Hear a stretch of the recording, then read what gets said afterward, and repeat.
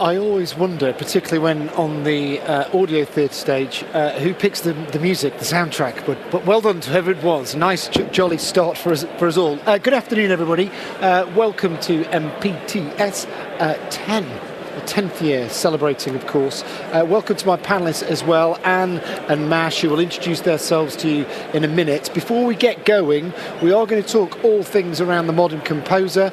We might touch a little bit on a bit of AI or something, but more than that, I want to really get to into the insides of the working of the two fabulous composers we have with us on stage. If you would like to ask questions, and I encourage you to do so, send comments, just say hello, whatever you like. Do it via the Slido app.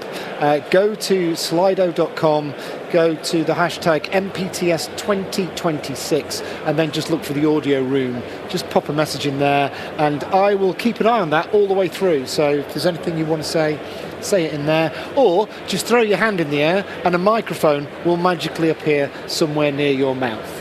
Navigating the sonic frontier of film and TV, to discuss that topic with me and much more, as I say, we have Mash and Anne. Mash, welcome. Tell us a little bit about yourselves. Hi, yes, first, thanks for having us here today. So I'm a film and TV composer. I've done feature films, some ad campaigns. The bulk of my work is BBC documentary series. I've been doing, my main project at the moment I'm doing, it's ambient series. I'm doing series 17 and 18 at the same time at the moment. And my life is just kind of medical drama, and I write music for people dying, basically. That's my kind of... And surviving. Yeah. Yeah, some of them survive, surely. Anne? I'm Anne Chmielewski. I'm also a film and TV composer. I work predominantly in the sort of classical cinematic world. I recently just worked on The Other Bennett Sister, which is on BBC One. And I also do a bit of opera, a bit of advertising, and a bit of chamber music, live chamber music. Superb. What about you lot? Let's see, do we have any composers in the room? Excellent. Do we have any budding composers in the room who are willing to admit? Yes, excellent. Audio professionals. Let's group you as audio professionals. Excellent. Producers, directors. Cool. All right, so we've got a great idea of who we're talking to. So throw your questions our way. What I'd like to talk to you start off with about is the job that you're actually doing today. What does it look like on a day-to-day? But before that, you've brought a clip along of something that you've been working on, Anne. So if we roll that, sure, it'd be a nice lead into that, I think. I could not remember when I had last felt so ready for change, a new beginning.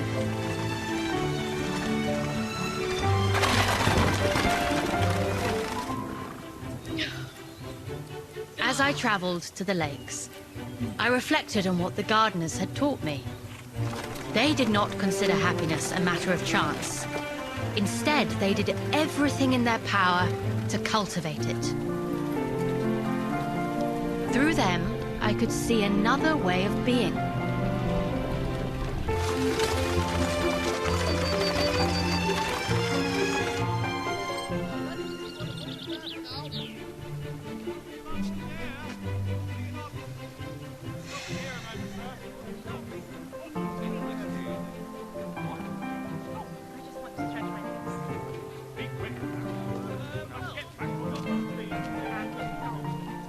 Mother, I will be swift. Anne! Mary!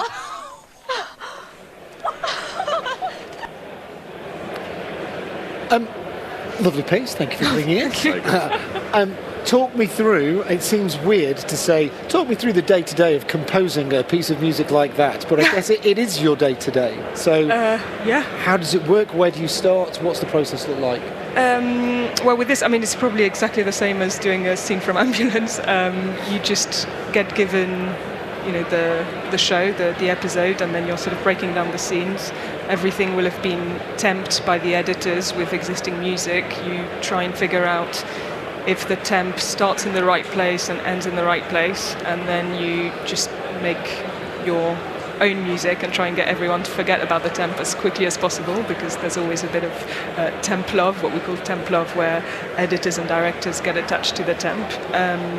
And on this, I guess the main challenge is, or I guess especially in those classical type of soundtracks, the main challenge is to create something digitally that sounds as good as or as real as possible as an orchestra, so that people can say, yes, okay, we can imagine it, it's greenlit, you can now go and record it with an actual orchestra. Wow, pigeon. Oh yeah, pigeons live in here.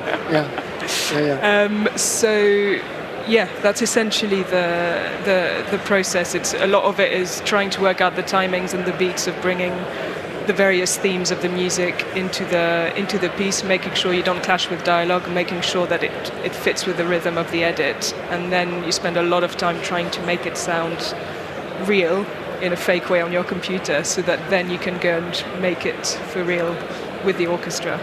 I would say that's the day-to-day. Just for me, that's picture locked at that point.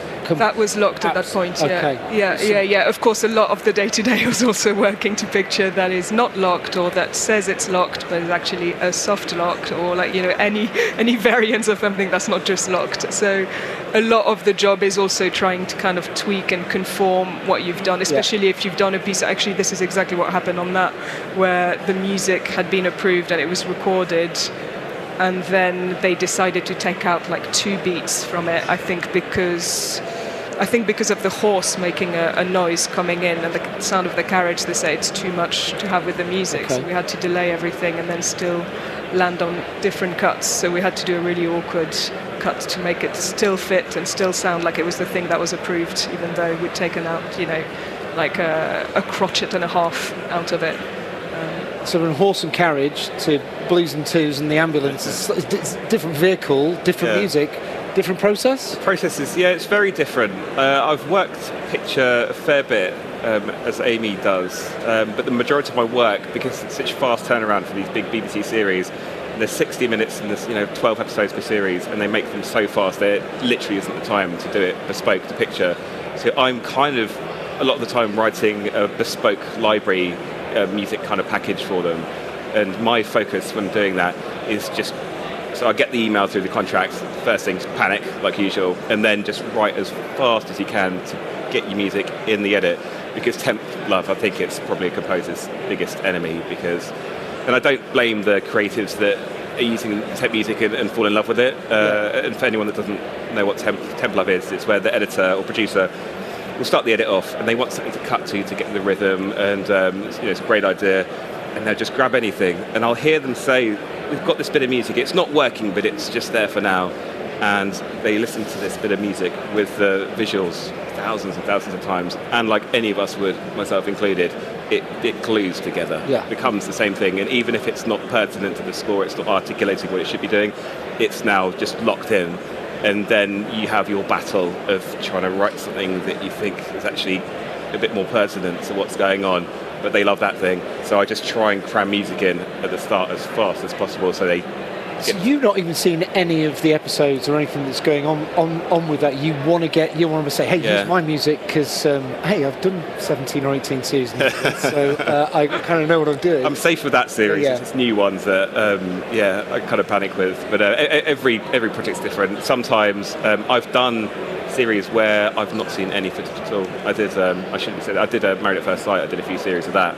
And they wanted everything delivered before I'd seen picture, which is to create requires a lot of imagination doing that, and it's a bit risky, because sometimes you get a bit of music that you think is perfect, and you see the picture, it just doesn't work. You might think it's working, the picture's great, but it just doesn't, and that's a bit ropey. But the good thing is they kind of sign it off before they're really using it, and then you get the last minute stuff where they're saying something's going in the dub in 2 days, we need a pre-titles track, and you've got a locked thing and you've just got a day to turn it round, and that's, So on that, are you both finding that you're now expected to deliver more versions, more formats, different edits, different size? Does that part of your job just grow like that?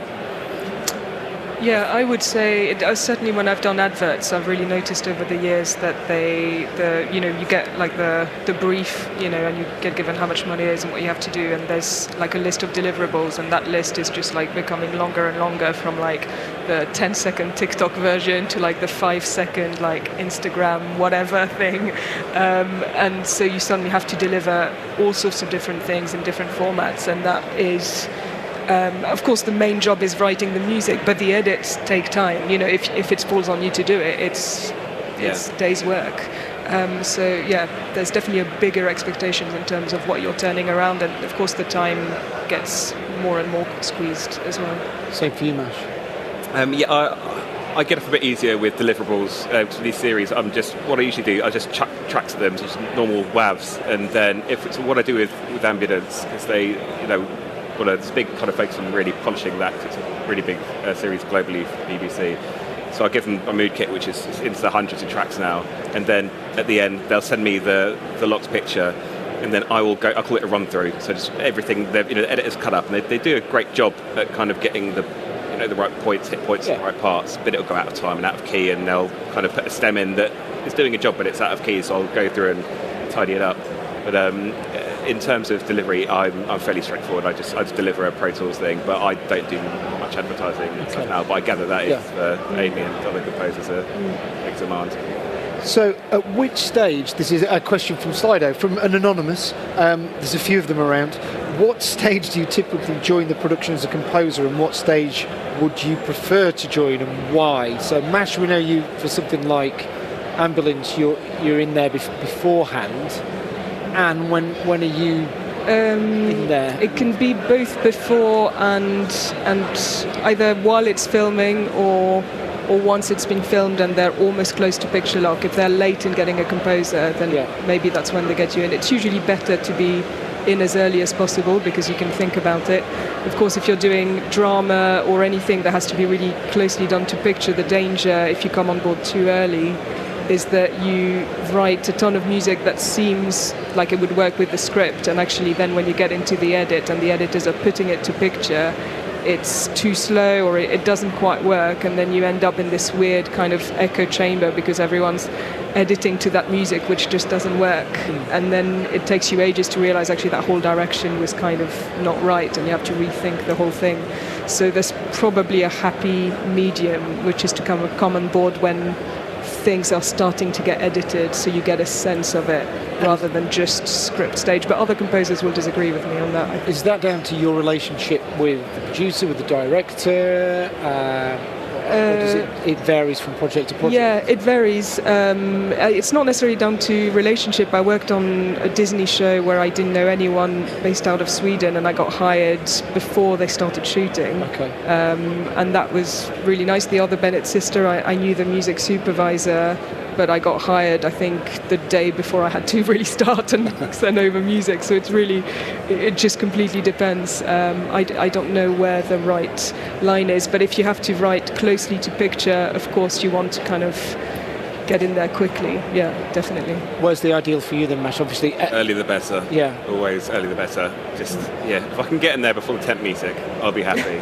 I'd rather It's just like take a beat the stab temp. at just throwing everything at it, and as a starting point, they can then say, these couple of tracks that's just feeling right, and it kind of gives you a steer. And I think just once you've got your music in the edit, that's half the battle's over then.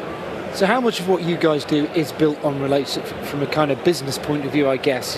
How much is it built on relationships? So you've got an ongoing relationship with Ambulance. Everything, yeah. And it's the same. Yeah, it's a big part of it. Of course, you have to also build new relationships, but if you can find people that you can get on with, and the more people you know, the more likely you are to be recommended for a job, put forward for a job, or get the job. So, and ultimately, you can. It's a weird job because you're kind of always on your own and you're sending music, but there is a lot of like back and forth. Sometimes when someone sends you something in the wrong format, or you send something and you've like left a click track on or something stupid, you want to kind of. You have to be a person that's easy to work with. I think you can't be too much on your high horse. Yeah. So there is like a lot of relationship building because you're always working with a lot of people who are really stressed, who don't have time. to deal with everything. So the relationship part of it is very important, and very important to be polite and nice to everyone that you work with, even if you just deal with them, once a month. And those that you work with a long time, you, I guess, develop a second language with, or a shorthand language with, right? Definitely. Yeah. I've found with relationships, when I was first starting out, I was haranguing editors, because they were the people that could sneak a couple of tracks in. Then you could say, well, I've done additional music for this and that.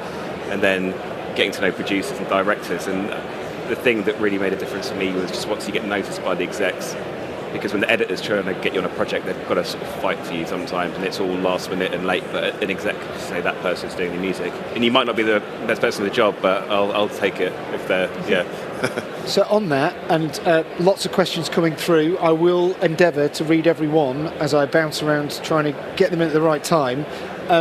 Slightly, I don't know, controversial or not, but perhaps for the two panellists, what is the value add of a composer versus using a music library? So I think we're going to get the composer's side of it. I guess to rephrase it is, I mean, you're like, it's obvious, I'm going to write you some new stuff. It's not, but there's value there. You don't have to manage the emotions of a composer if you use your library, so do that. I don't know. I was trying to think as well. I think there is a danger with using library where, especially if you might love a track that you found on, like, I don't know, like Audio Network or like a big, library, and you might think it's great. But chances are loads of other people think it's great, and so you don't know that the track you're using and licensing for your film or your documentary, you might be doing a documentary about I don't know, like benefits, and you might use a track that's been used in a political party that's not not for that, or you don't know where the track's been before, right? You don't get exclusivity with that. So that's one very practical thing. And also, I think if you use a library track, it might work very well for your kind of project. It might be right because it's very quick, but it's never going to be something that's done for your project, and that is a fundamental difference, I think. I think a really big part of it, as well as the music being articulated for that particular show, what you're really getting is an identity for your film. It's not going to sound like someone else's, and the best thing you can do is if you just establish some sort of little motif or musical or an instrument that can just run through, and it really pulls it together. And for me, it's that kind of sense of wholeness, that identity. That show now sounds like it's its own show, its own soundtrack, and you could grab tracks from all over the places. And it's incredible. Like, library music used to be a dirty word when I first started out, but for the last 10 years, the quality is absolutely insane. They record it on Abbey Road, and you can use it. But the thing is, it won't match up with other tracks, and it won't have that that ID. The key word for me is bespoke, right? Are you going to get exactly what you want from a composer, or exactly what the composer wants to give you? And there's more control over it as well. Yeah. Thank you for the question, whoever asked that. Tom, where are you? Hey Tom, thanks for your question. Tom would like to know, have you ever been in a bit of a creative slump while composing, and what did you do to get out of it? I'd say every day. I mean, there's nearly nothing left. I just write a couple of tracks every day, and I've done it for a couple of decades now. But you've got a deadline, you've got a contract, and you just dig deep. And me and Amy were just joking before we came up about, when we're in the studio, we're spending all day making mistakes. I'd say 99% of the ideas I have end up straight in the bin. And it's just being disciplined, just getting in the studio and just writing, even if you're not feeling it, you're tired. We've both got kids as well, so that makes things interesting, but you just have to just clock in. And if you sketch down, and an idea can be a few seconds long, if you sketch down a few dozen ideas, one or two will pop out, and ideally there'll be the simple ones that just kind of, stick out. And so, I mean, I'm in constant writer's block. Yeah, but I think also exactly what you say about discipline, you have to take the art or the idea of creating music off its pedestal a little bit, and just say this is it's like practicing an instrument or doing scales or whatever. I just have to write a piece of music. It might be rubbish, no one might listen, it doesn't matter, it's not a big deal, and get in the sort of habit of just doing that often. And so you might not write an amazing piece of music every day, but when you think, I'm not getting a good piece of music, at least you know you can get something out, and it will it will gradually happen. So it's almost about making it more of a like something you would do every day. Like if you go for a walk every day, then you write a piece of music every day, and then it doesn't become such a big deal. I think that helps. I think. Brilliant. Thank you, Tom. Someone else asks, do you select other music pieces to go into pieces too? If so, what makes you choose those songs? Things like Kate Bush and Stranger Things, Bad Education. I guess that might be more of a music supervisor's thing. But is there anything you've worked on where your music has been put alongside anything else? I don't think so. Really. Like period things, maybe when if they're dancing like in a ballroom and they need 19th century music or something like that, then the music supervisor will choose that. And sometimes they might say, "Oh, what about what would be appropriate for this time?" So you can advise, but it's not generally the composer's job to do that. Cool. What's your favourite genre to compose for? I don't know, actually. Okay. I don't know. I really loved working on The Other Bennett Sister, actually. It's the first time I do something like that, and it was really fun because it's really light and, no murders. It was a nice change. No one died. Yeah. Mash? I don't even know. It's a tricky one. I just like the variety. Sometimes a lot of the music I do.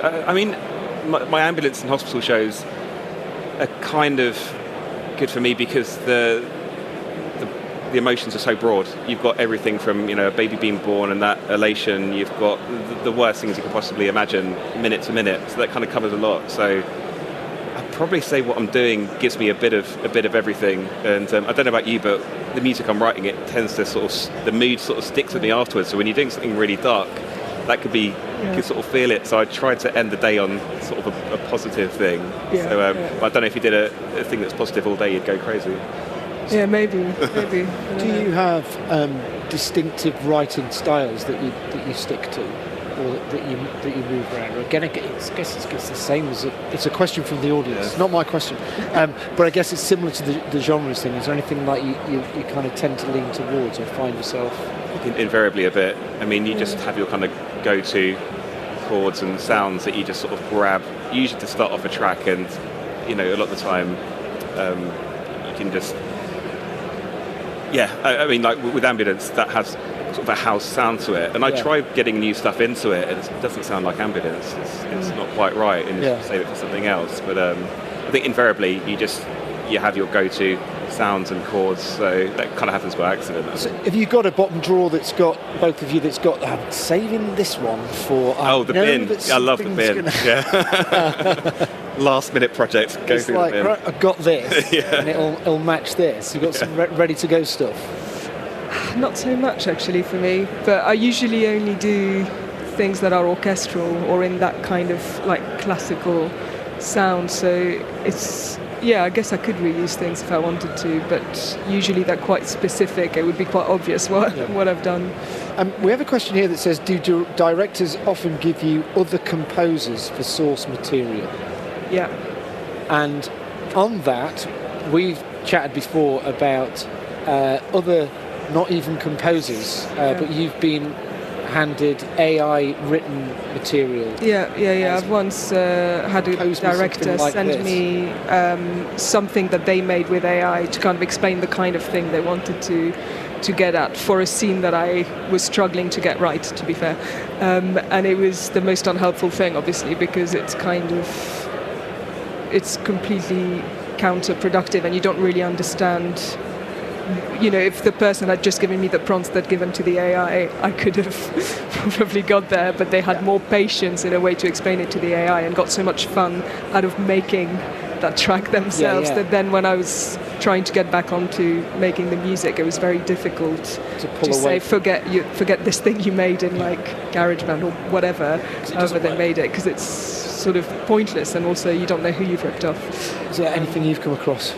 Yeah, it's the kind of it's temp music. It's pretty. I've been quite lucky with the long-standing series. Now I don't get any references, but when you start a new one, it's always and they're a bit like music library stuff. They just grab different tracks that got nothing to do with each other, and they sound awesome, but together it's a bit of a mess. And I feel like it's your job to kind of decode what you think they're trying to articulate through these tracks, because then So would it be fair then to answer that kind of question, say not so much directors giving certain actual I want something like this composer, but it's more I want something that sounds like these kind of. Then you have to do the fight of if it can go down the line a bit, they kind of ask you to do a version of that, which is always and that's horrible. And just trying to avoid that at all costs. Or often they'll give you like something from Interstellar on, Interstellar, like the Hans Zimmer film. And you've got like a that guy. budget. I've heard of him. Have you heard of him? Yeah.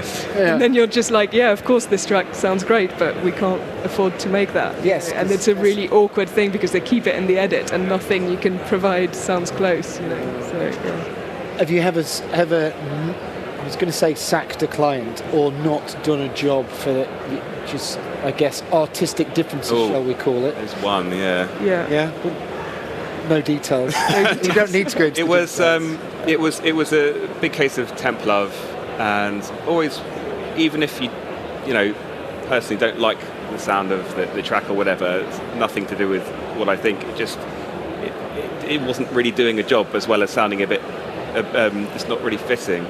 And I remember just being so stressed out, and the director, she's a lovely lady, and she'd temped it out and it'd been there for forever, and she'd just fallen in love with these tracks, and she kept referencing them, and I was really stressing out, and I was just trying to really politely say, let's articulate, let's get your film its own music, I'll work double hard, we'll do 3 stabs at each cue, we'll get there, tell me about these tracks you like.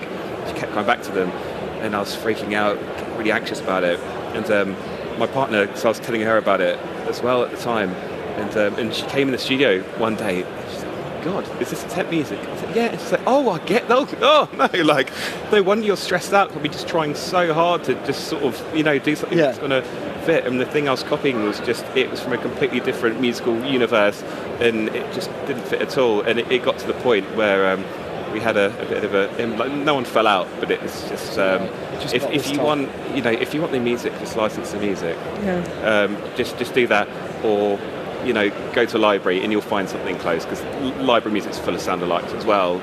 I think you've just answered Richard's question, which was if the temp love is strong, are you ever coerced into doing a sound-alike? So kind of no was the answer in that situation. Have you ever been coerced into? It's been. Yeah, there have been. It does still happen. You sometimes can sort of towards the end get away from it by doing, you do a version that's close, and then you can do a few other versions and then move away. But it's not a nice thing.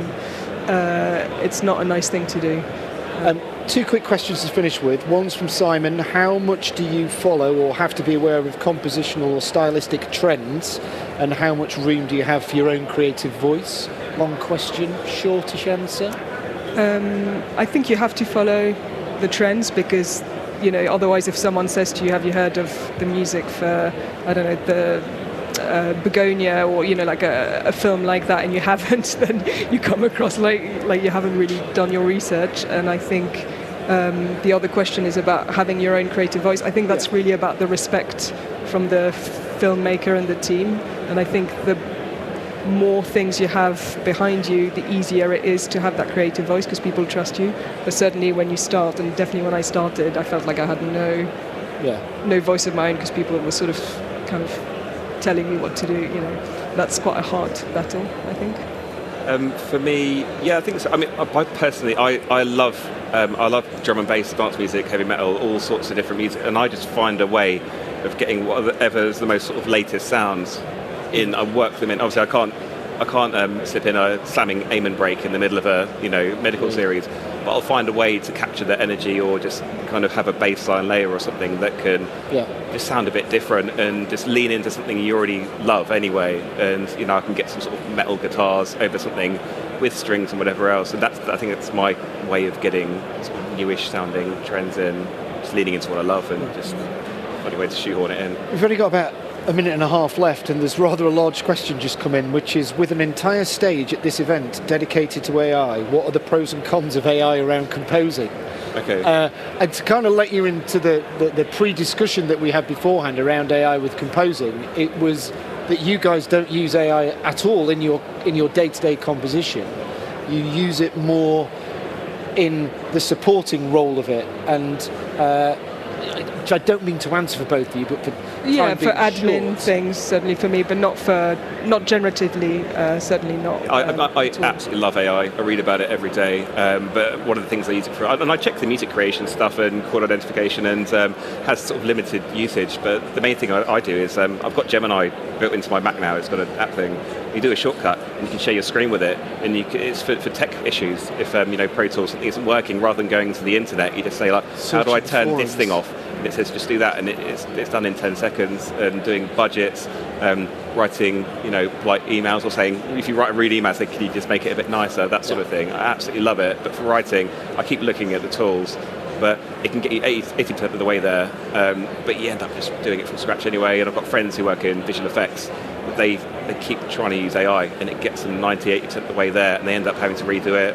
Who knows how the conversation will be in a year? But for now, it's, I don't know. I try to use it. It's not really useful at all creatively. Perhaps on that, then back here next year and see what the answer to the question is. Then we'll spend a bit longer on it. But for this year, Anne, Mash, thanks for joining us, and thank you for all your questions, everybody.